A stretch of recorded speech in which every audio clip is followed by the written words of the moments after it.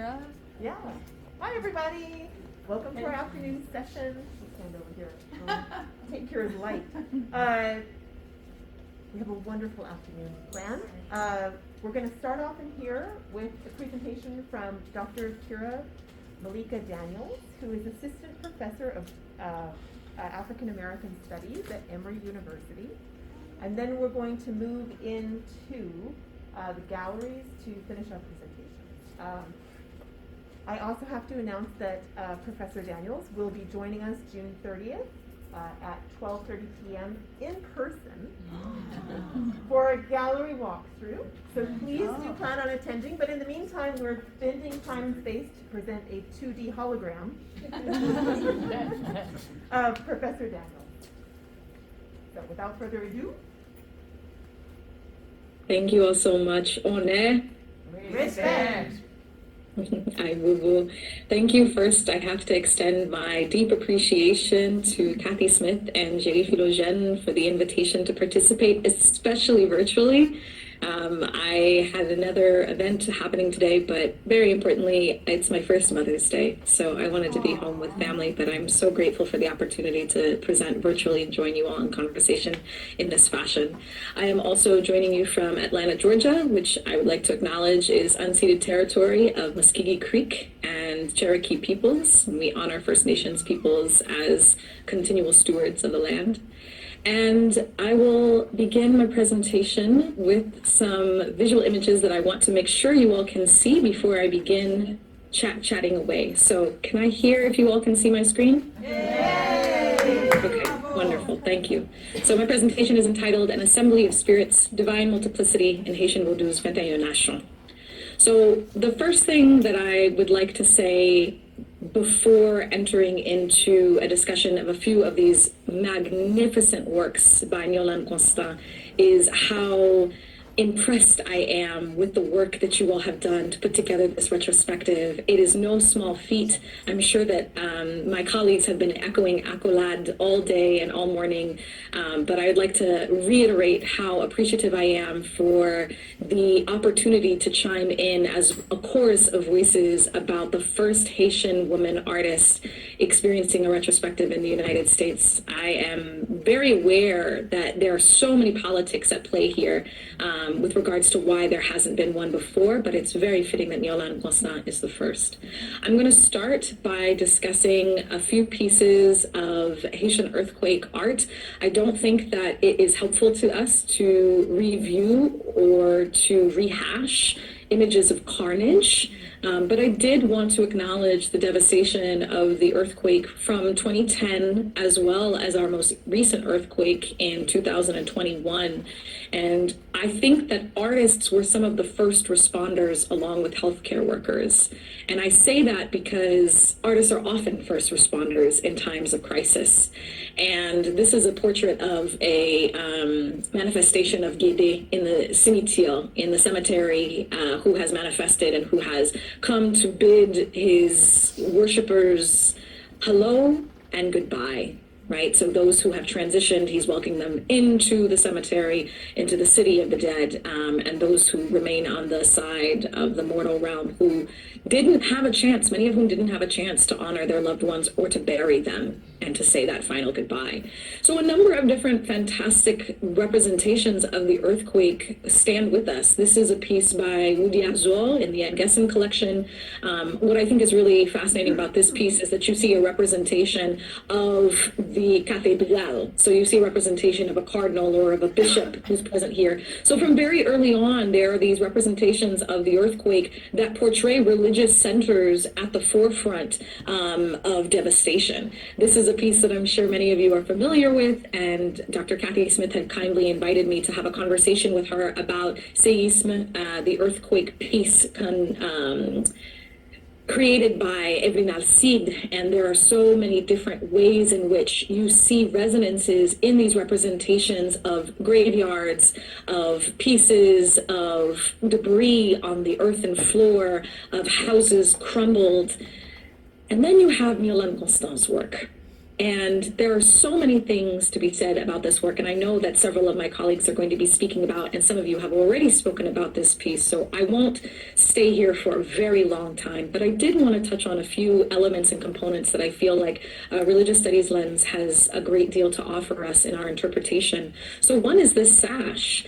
This is not something that I have seen on very many drapeaux. Drapeaux take a number of different types of forms in terms of beads and sequins and different styles of beadwork. We know that Constant has been an absolute trailblazer in the style of beadwork that she introduced in drapeau making. But this sash is really something unique. And it resembles to me the sashes that you might see on cercueil, on coffins. And so I think that even in its presentation, before you reach the finer details of the scene that is depicted, you have the presentation, if you will, of a mortuary art to an audience. And I think that that's something that really must be taken quite seriously. I wanted to zoom in to focus on a few elements here of Haiti 12 Janvier 2010, noting that there are representations of angels weeping. This is something that Kimberly Patton refers to as divine reflexivity. What happens when the spirits weep and perform ceremony themselves? The angels here could be Catholic angels themselves. They could be zanges. We'll talk a little bit more about the zange in a little bit. They could be lois, who are taking the form of angels and angelic figures. But this Masonic symbol of the eye, of the all-seeing, omnipotent eye, is one that you see not often with tears coming down, and these almost look like tears of blood. So I think that that's something that's really quite significant. This is a cross here that you see at the base of this particular section, which suggests that offerings have been made to the guided spirits. And so here we have Gonne Brigitte, who is the queen of the dead, if you will, and her husband, Mawon Samzi, in his sharp tux. And of course, their colors are white, purple, and black, representing life, death, and rebirth or sexuality. But I'll also point out that you have not just these Vodou symbols, but you have somebody who looks like a bishop or somebody who looks like a cardinal as well. And so in this regard, Haitians are so aware of the multi-religious sites that were devastated. And it's very common that you hear people say that, you know, the earthquake did not discriminate against class, did not discriminate against religion, that it took everyone's life and required people to manage to find a new way forward. I think that another component of this piece that really struck me is the multi-layers of different textured fabrics. So here you see there's one threading, another fabric piece as a base, and then yet another piece that almost looks like a woven rug. Really quite stunning to see the visual density of layers just of the backdrop of the piece without even acknowledging the different sequins, beads, and different styles of beadwork that you're seeing on the piece itself.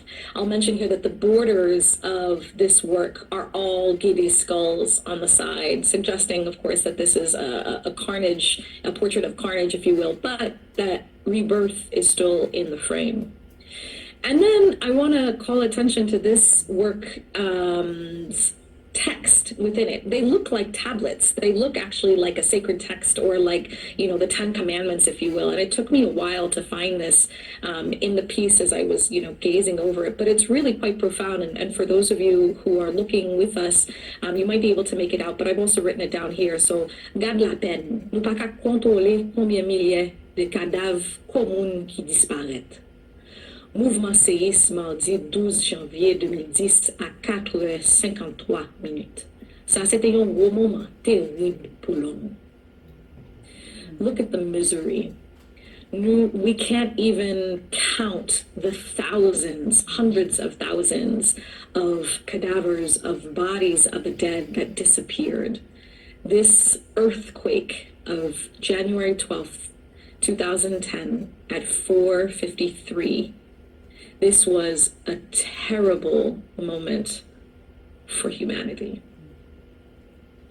Having this poem, if you will, this epigraph, if you will, embedded in the text really requires us to regard Constant not simply as a visual artist, but also as a writer And as an archivist, she's really creating a narrative here that is visually viewable, you know, that is visually something to be engaged with, but she also wants you to have those words echo in our mind. So I wanted to point out those components of 12 janvier 2010. But the more attention that I'm going to focus on for my presentation in the time remaining is going to be on divine multiplicity. And what I'll note here is that for those of you who are familiar with Vodou, I know many of you are, you might have heard this expression that Vodou c'est une religion qui gagne 21 nations. So it is a tradition with 21 spiritual nations. And part of the reason that I find this so compelling is because those different nations represent different ethnic lineages from the continent. So you have the Gada nation, which is primarily Dahomian. You have the Peto nation, which is primarily Congo, not just created in the diaspora, as earlier scholars suggested. The Nago nation, which is primarily Yoruba. And the Gede nation, which is coming from Gedevi peoples of the Dahomian Fon regions. And in recognizing these different families of spirits, we can think about and invoke the notion of Milokan. Milokan is the symbol, the symbolic representation of all 101 spirits, or some people say 401 spirits, and all 21 nations. And so when ceremony takes place, when the veve, when the sacred symbols are etched on the earthen floor in a mixture of cornmeal and flour to invoke spirits, to invoke the roi, there will be veve for the spirits who are certain to come. For instance, this is the season of Kousin Zaka and Kouzin. So it would be certain that at a Fet Zaka, you would have the veve for Zaka. But in addition, you would need to make sure that you include a veve for Bilokan, meaning that all spirits are welcome. And I place this here for us so that we can recognize that what Constant does in several of her works is invoking this sense of Milokan. So one of her pieces is actually called Milokan tous les saints, tous les morts. Milokan of all of the saints and all of the dead. And I wanted to point out just a few different components here that I found quite compelling. First of all, here in the upper left quadrant, you see that there are 4 drums. Usually in a lot of Vodou ceremonies of the South, you'll see 3 drums, but there are 4 drums here. And you'll notice that an angel touches the shoulder of the drummer. So in that regard, you might understand these drummers to be sacred or spirited drummers. Those who are initiated to the drums are known as untogi. Specifically, a high master drummer is known as untogi. And the word for the sacred drums is unto, which is also the word for the spirit of the drums. And while we recognize that legba is often saluted first, in fact, even before legba is saluted in ceremony, unto, the drums, the spirit of the drums is invoked first. So in this portrait of Bilokan that Constant has shared with us, we have different families of spirits, and the last piece that I'll end with will return to that theme again. And some of them are even groups. So here we have our Gede spirits again. We have Baon Samzi, who's very interestingly light-skinned here. I think that's a persistent theme that I'm finding in Constant's work that's quite compelling. The fact that she has insisted on including Haitians of multiple skin tones, complexions, right? And then we have our Grande Brigitte with her magisterial hat in the crossroads, or excuse me, in the cemetery, and next to what looks like somebody who has become deceased, and perhaps a spirit rising out. She has several veve that are included here. And then I wanted to draw our attention over here. This is something that Gina Athina Ulysse has introduced as the Kai Marasa of great importance in the family lineage of Haitian Vodou. So we know that there's the Asson lineage in which people are formally initiated. But in addition to that, there are so many lineages of people where you don't necessarily initiate to the Vodou tradition because it's simply what your family does. And often in these households, you have what's called a Kaelua or a Kai Marasa, which would be a separate domicile just for the spirits. And it looks to me like this is a Kai Marasa that we have, that people are entering perhaps to salute in the family the spirits who may be taking form of angels here. And so the last piece that I wanted to discuss in the remaining few minutes is L'Assemblement sous tout escotio. I found this piece incredibly powerful and moving for a number of different reasons. One is that it was called Last Supper. And we can talk a little bit about the importance of translation because there are so many different layers to this idea of a Last Supper. We're familiar, of course, with the Last Supper by artists such as Leonardo da Vinci, and many different artists have taken and reinterpreted that work to envision what might a Black Jesus look like, what might an Africanization of the Christian narrative of the Last Supper look like. And so here we have Constant's interpretation, if you will, of a table with a gathering of spirits. And I want to point out a few different elements. The border here just is completely filled with iconography. And I think what's so powerful about Constant, like a few other artists, André Pierre is another one I would say, is that if you know, you know. These works are not filled with empty symbols, but the iconography of somebody who has deep knowledge of voodoo. So you have, for instance, a gourdet, which are used for libations. You have plates and baskets of fruits and vegetables that would be offered to the spirits. You have candles. You have gridap, which are oil lamps that are used ceremonially, but also historically were used as primary sources of light. You have what looks to me like a bowl of eggs, which would be offered to Dambala. So even the border is suggesting these are the offerings that we give to our spirits. And then here, I thought that I would point out this figure in the center who overlooks the larger scene is quite likely Bon Dieu, is quite likely the high God, capital G. But directly underneath is these VV that have different points of power, point. You could identify them as point. And then a series of VV have been included. This particular VV is for Aizan, who is the mistress of initiation and the guardian of the Jevu, of the inner temple. And populated around this table are all of these different spirits. And I'm going to point out a few who might be a little bit easier for us to identify. If you look here, we'll see Uzezaka, who is in his typical hat, who has a beard, who has a sickle or a scythe in his right hand and a cup of coffee in his left. He's wearing his classic blue jeans. We have somebody who could be identified as Legba or Kafou, who has his cane, who's wearing red and black, which are Kafou's colors, master of the crossroads. We have on the right-hand side who looks like Nato, a brown-skinned black Madonna who has blue and red. And we have who might be identified as Hervé Freda, interestingly portrayed as brown skin here in colors of blue and white, although it could potentially be Cléomésine.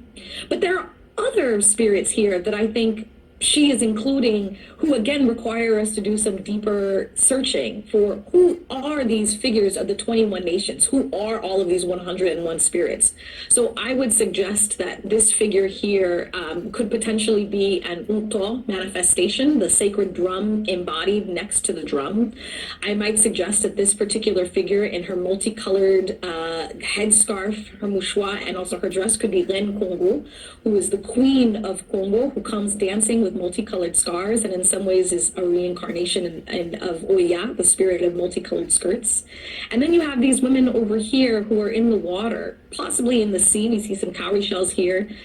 I think it's quite possible that this is actually Mambo Lovana, who is a spirit who washes clothes, but not just as a domestic worker. She cleanses a space and cleanses an environment, a temple, and brings in fresh new energy. And so Constant is really requiring us to interrogate who are these spirits who populate our world, those whom we're familiar with and also those whom we may not hear about as often, but who play an equally important role in upholding the structure of the universe.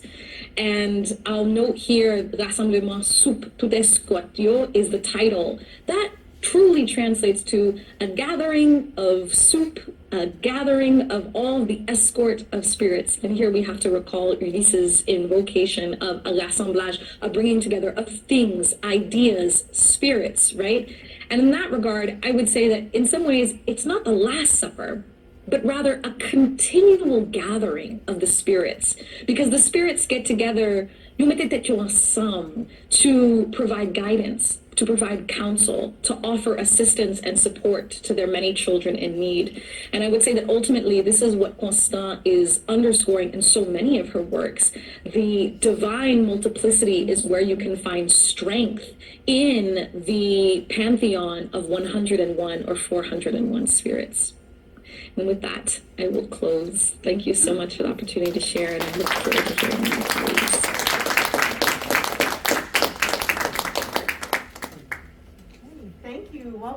Daniels is still with us, could we have any questions or comments? Just take a moment to process all of it.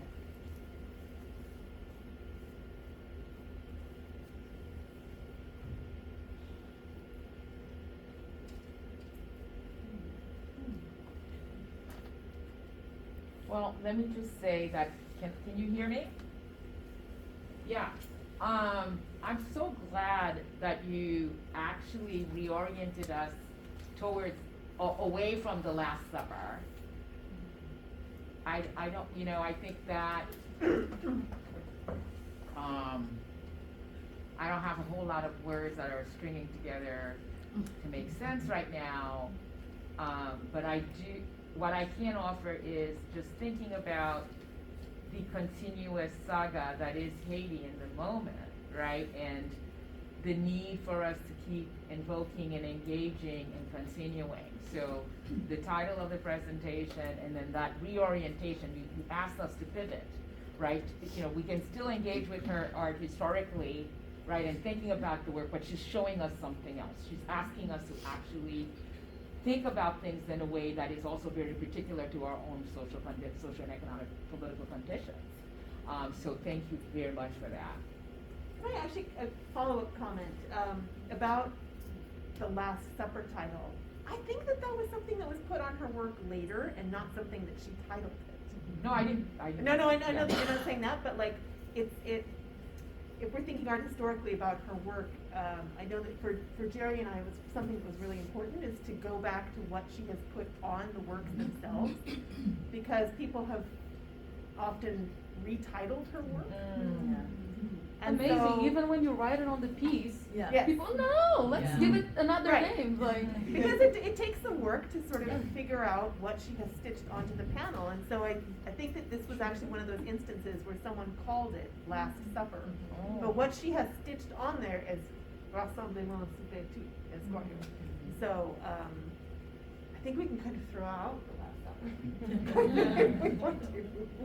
There were other instances. There was a piece that I won't point to, but that the collector had titled it Exorcism, right? That was not something that Constant had titled it, right? And that's what it came in, so.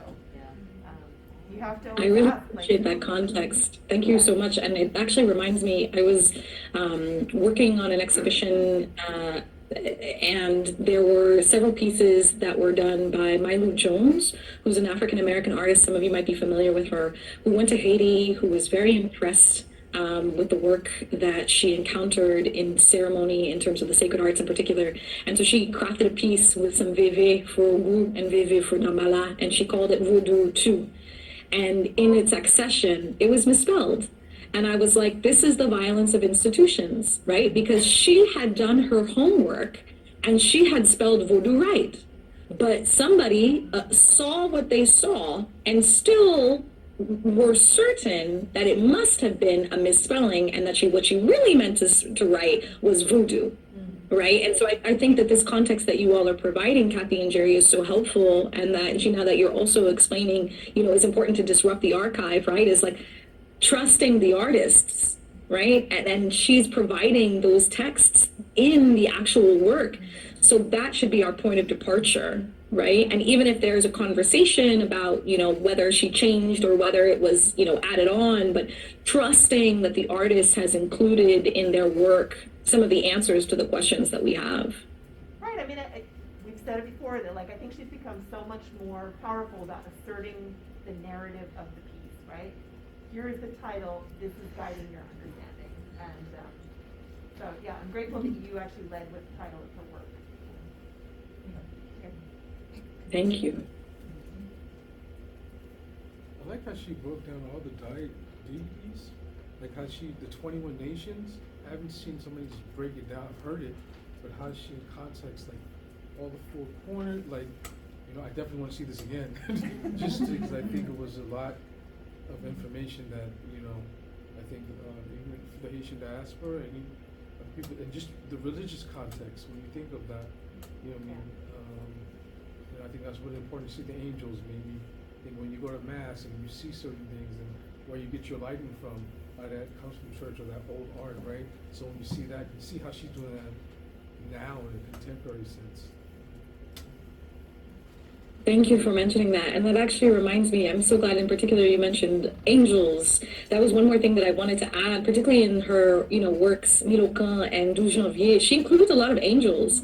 And some people might see that and say, oh, like this is the Catholic influence. And that may be true. But in northern Haiti, they refer to the Loa not only as mystère, mysteries, but as ange.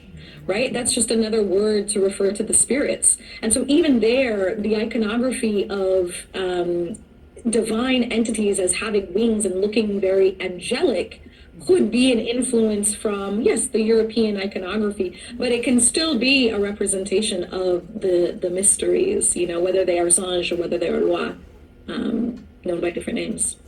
So thank you for that. Kyrah, Kyrah, I really love, it's Jerry.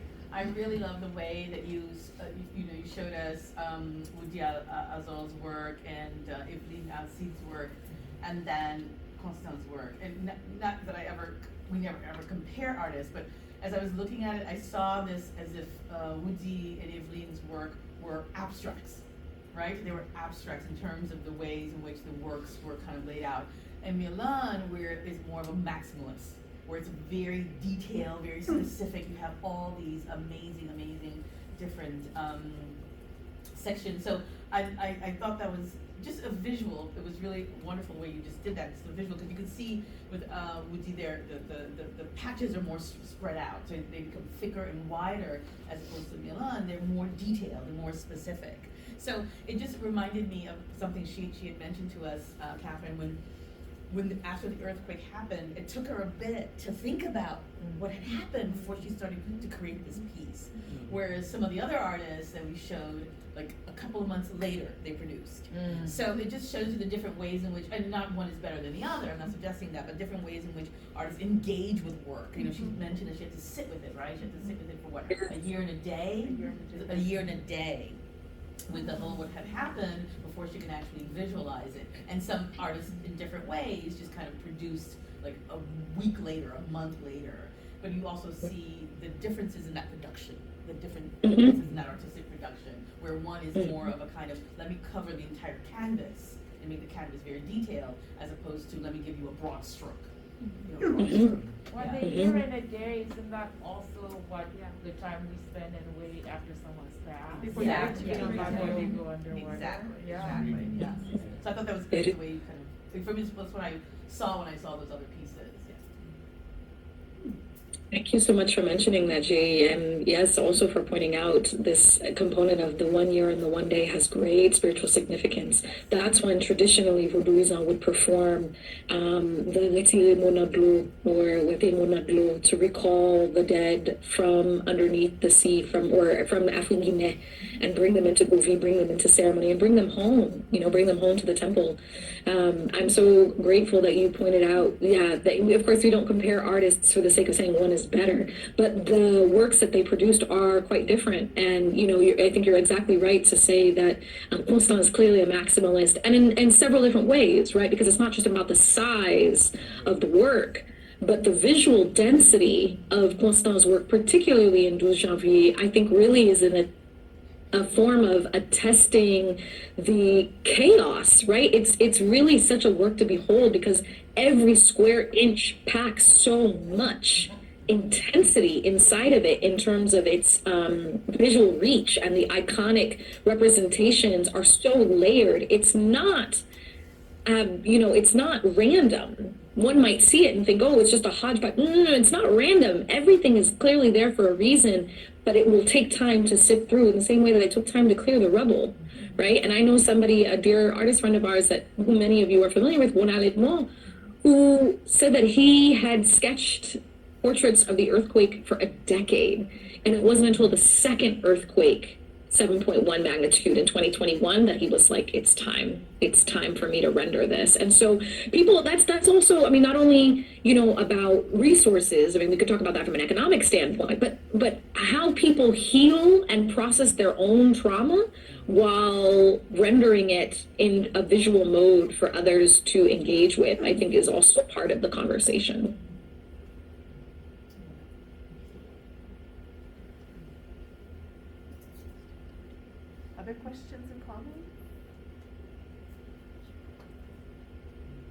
thank you to Professor Daniels. Thank you.